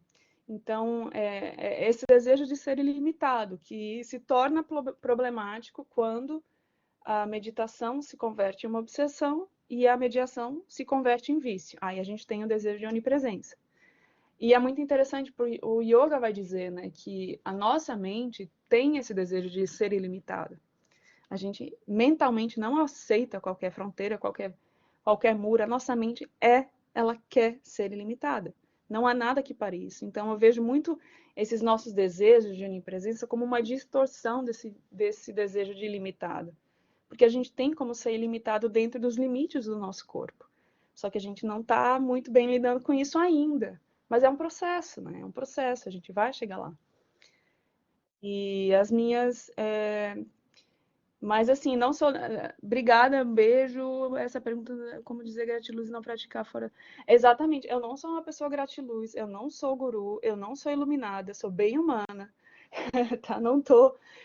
Não sou nem um pouco alecrim dourado. E vejo assim que tudo é passível de questionamento. Tudo. Tudo é passível de questionamento. Não estou aqui dizendo que a verdade está no yoga, a verdade está nas redes sociais. Não, a gente tem que questionar tudo.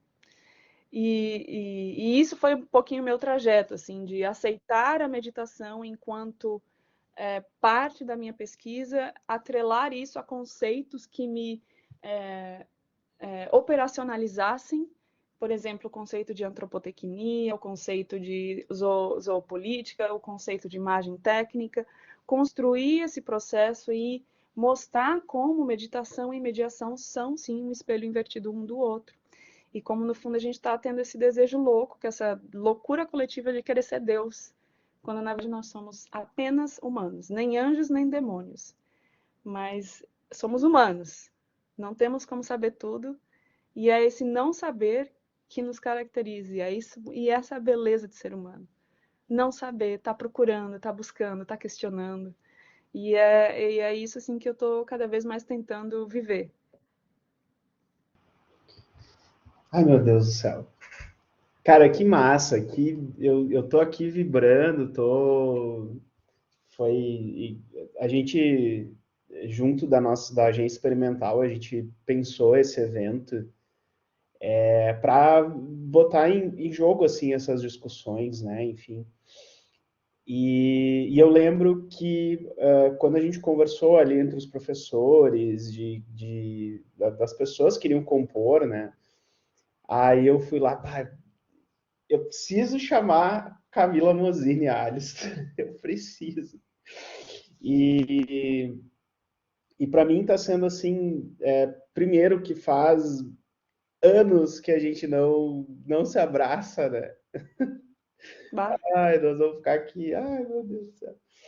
E uma saudade imensa, assim, e aquela coisa da gente estar, né, se conversando sempre nas telas, né? No caso, a gente se reduziu a algumas dimensões corpóreas, vamos dizer assim, e seguiu. Mas aquele carinho segue sempre aqui, né? E a gente sabe que esses vínculos que a gente constrói, eles são fortes, assim. Para fechar o nosso evento, nesse dia, vou fechar com a pergunta da Michele, que é uma pergunta assim bem da prática, né? Bem simples, que é quais referências literárias, enfim, que tu pode trazer para quem curtiu o assunto e que deseja se aprofundar? Posso ir na minha Vai. bibliotequinha aqui e já volto. Vai. Deixa eu pegar aqui. Enquanto a Camila está pegando os livros dela, eu vou colocar o link aqui de quem precisa, de quem, né, vai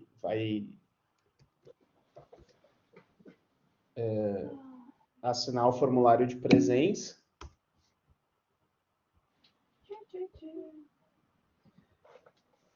E segue. E eu acho que assim, né, gente, agora eu vou fazer a minha militância aqui, que uma boa leitura é sempre muito importante. Então, assim, eu acredito que o textão que tu lê no livro é mais interessante que o textão que tu lê na rede social, tá? Mas, enfim, né? Claro, depende do contexto, mas geralmente, né? Eu sigo essa ideia. E é aquela coisa da gente precisar dos dois, da gente precisa do raciocínio rápido e do raciocínio lento. Então, por isso que ler é uma forma de resistir, assim como caminhar, né? Estar, fazer algo que a gente esteja no nosso corpo. Então, eu sempre falo para os meus aluninhos, por favor, não deixem de ler, nem que seja 30 minutinhos antes de dormir. Continue lendo, continue caminhando, porque senão a gente só fica com o raciocínio rápido e a gente vai automatizando as nossas escolhas e quando vê, tá no modo de um piloto automático. Tá seguindo o programa, né? Mas enfim, vamos às referências. Gente, eu amo esse cara aqui, ó, Flusser. E ele tem esse livro fantástico que é o Vampirotoides Infernalis, no qual ele fala do humano, trabalha esse modelo do espelho invertido entre o humano e o octopus, o Vampirotoides Infernalis, o polvo. E como a gente o espelho invertido desse animalzinho aqui, que é o nosso parente mais distante na árvore genealógica da biologia. E ele faz que ele vai chamar de ficção filosófica. Incrível! Esse livro é uma delícia, fininho, fininho e explode a nossa cabecinha. Depois, eu super recomendo qualquer coisa do Fabiano Duenha Romandini, especialmente o primeiro livro dele, sou apaixonada, Comunidade dos Espectros, Antropotecnia. Ele é um cara assim que eu acho um gênio. Não é qualquer pessoa que tem a qualidade de trabalho que ele tem hoje em dia. Então, se fizesse isso aqui, eu acho que eu estaria morta, porque é um trabalho mental exaustivo. Então, eu muito recomendo o Fabiano Duenha Romandini. Outro cara que eu recomendo bastante é o César Baio, que trabalha com Flusser, arte, tecnologia, pós-virtualidade. Ele tem esse livro Máquinas da Imagem, que fala muito do Flusser. Ele faz um condensado do Flusser para quem quiser saber um pouquinho mais. Gente, maior parte da minha biblioteca está no Brasil, não está aqui, mas os que eu tenho eu vou trazer. Esse livrinho assim que é um pouquinho antigo também, mas que eu acho que é bem interessante, Tramas da Rede, que foi organizado pelo André Parente. É um pouquinho antigo, mas eu acho que está super válido ainda. Bem interessante. E lógico, posso fazer um jabá? Olha, gente, tem o meu livrinho aqui, ó, para quem quiser. Impressões de um Corpo Conectado, como a publicidade está nos incitando à conexão digital. É um livro bacana, eu recomendo também. Eu E também. claro, tem o também. meu livrinho em inglês, que eu acabei de lançar. Espero lançar possivelmente logo em português.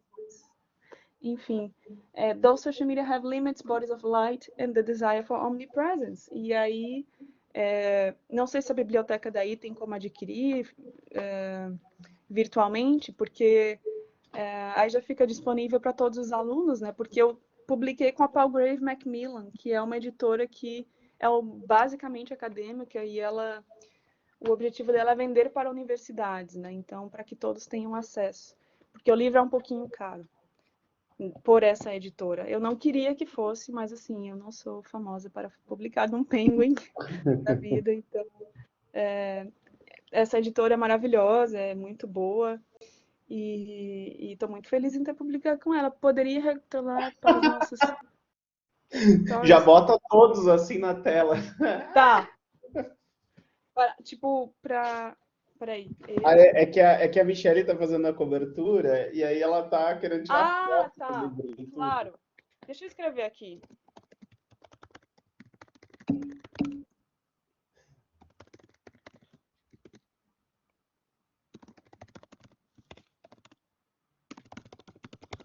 Aí a gente facilita o trabalho dela. O Ricardo já tá ali emocionado, já quer que tu fale dos teus livros, já tá assim. Cara, Bota aí na biblioteca para ficar acessível para todos os alunos. Esse aqui é baratinho, gente. Esse aqui tá tranquilo. O de português tá tranquilo, é mais o inglês que ficou meio carinho mesmo.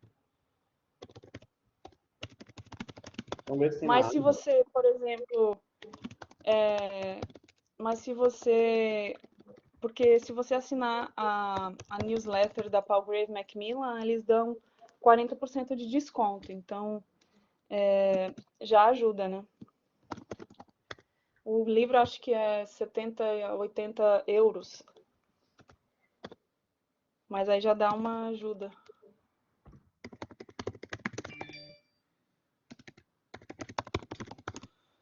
Gente, você quer que eu coloque o nome, Michele? Ela já tá. Deixa eu botar aqui o nome das pessoas. Vem aí, vem aí.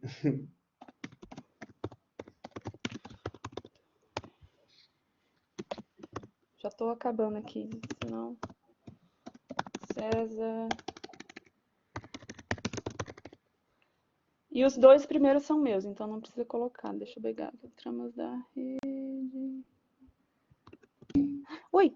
Gente, o Tramas da rede foi errado. Peraí, Tramas da rede... É a Organização André Parente. Tá. É isso. Muito bem. Já deixo tudo prontinho aí, que aí não fica nada pendente. Cami, quero te agradecer demais por esse momento. Acho que... Bom, já falei ali, já vou, se eu continuar falando, eu vou chorar.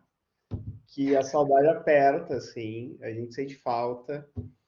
E, bom, né, para mim, pessoalmente, assim, as conversas contigo sempre foram muito sensacionais, assim. Tu é uma amiga muito preciosa para mim. E obrigado por esse momento, obrigado por compartilhar essa tua jornada fora do Brasil também, né? E obrigado por estar nos falando aí direto do amanhã. E as nossas portas estão sempre abertas para ti, tu sabe disso. E assim, quando liberarem os aeroportos, né, vamos achar um jeito de se encontrar. Vamos. E era isso. Gente, eu tô, assim, eu não sei, meu coração, Chico, é aquela vontade, assim, de dar um abraço, assim, sabe? Bem apertado. E eu sei que eu saí de longe, eu sei que eu saí do Brasil em 2016, eu sei que eu deixei amigos no Brasil, então, assim, deixar bem claro que mesmo estando longe, eu tenho certeza que essa conexão não morreu, ela está bem viva, é só a gente se reencontrar. E cada um dos meus amigos que estão no Brasil, eles não têm ideia do quão importante cada um é. E, nossa, e te conhecer, tu é um dos seres humanos mais fantásticos que eu conheço, gente, é o babando o ovo do Chico. Mas é verdade, gente, o Chico é sensacional, acho que todo mundo aqui sabe. E eu fico muito feliz pelo sucesso dele, eu fico muito feliz por ele estar podendo ser quem ele é nesse trabalho que ele faz, porque o Chico é isso, ele é essa pessoa assim incrível que deixa qualquer um brilhar e à vontade, porque ele é essa luz, né? Ele é essa pessoa aí que tem esse coração que sai pela boca. E eu fico muito grata pelo convite, eu fico feliz, feliz, feliz em poder falar e falar com vocês e trocar e aprender e responder perguntas. Contem comigo para a gente continuar essa conversa. A gente tem muito que falar, então vamos continuar esse diálogo. Estou aqui, caso vocês precisem de alguma coisa, e deixar essa porta, essa janela aberta para novos contatos. E eu lembro, gente, mais um episódio da vida pessoal. Eu conheci o meu marido através da rede social, tá? E também da meditação. Ele era de um grupo de meditação que eu também sou parte. E aí a gente não se conhecia, não falava, não sabia um da existência do outro. Ele na Austrália, eu na Espanha. Chega do nada uma mensagem para mim dizendo: Oi, temos essa conhecida em comum. Ela me falou que você é uma pessoa muito ativa e divertida. Estou procurando alguém para construir uma relação com alguém spiritually minded. Aí eu, gente, quem é essa pessoa? Fiquei com medo, né? Do nada, uma mensagem do Facebook chegou. Então, Aí eu fui falar com a nossa amiga em comum, que por coincidência era minha coordenadora do grupo de meditação na Espanha, que era australiana, que conhecia ele. Então, a gente ficou 4 meses e meio falando pela rede social, a gente ficou conversando à distância, só que a gente conversou quando viu, quando estava falando todo dia, quando viu, a gente virou melhor amigo, quando viu, a gente se apaixonou. E quando eu vi, ele pegou o avião e foi me visitar quando eu estava morando em Berlim, na Alemanha. E aí a gente viajou 2 semanas, depois um mês, ele me pediu em casamento no final da viagem, depois de um mês eu estava na Austrália, depois de um mês eu estava casada. E por isso que eu tô falando isso por quê? Para dizer que as telas têm um limite. A gente tem que correr o risco. Eu viajei 29 horas para chegar aqui e, claro, a conexão com a tela foi incrível, foi o que... E é possível, sim, conectar com pessoas, mas a tela existe um limite. A gente tem que dar esse salto, esse risco, correr esse risco para saber o que realmente é real. E é isso que eu queria dizer para todos vocês, assim, que vivam as telas, mas que também entendam que as telas não são tudo. Que as telas têm os seus limites e os limites do corpo precisam ser respeitados nesse processo.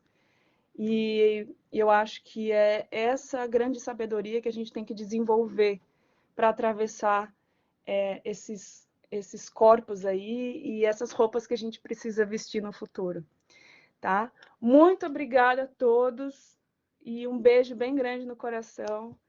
E Valeu. Foi sensacional. Obrigado. obrigada, gente. O povo está aqui mandando. Bom, né? Aqui a nossa. O nosso time aqui da Inc também, né? Tem os alunos que participam. Michelle é uma que está aqui, já está cheia de ideia na cabeça, né, Mi? Valeu, Gabriel. Valeu, Michele. Valeu, Priscila. Valeu, Ricardo. Quem mais? Ricardo. Obrigada, gente. Obrigada. Nesse dia, então, a gente chega ao fim. Hoje é o último dia de palestras e bate-papos e conversa.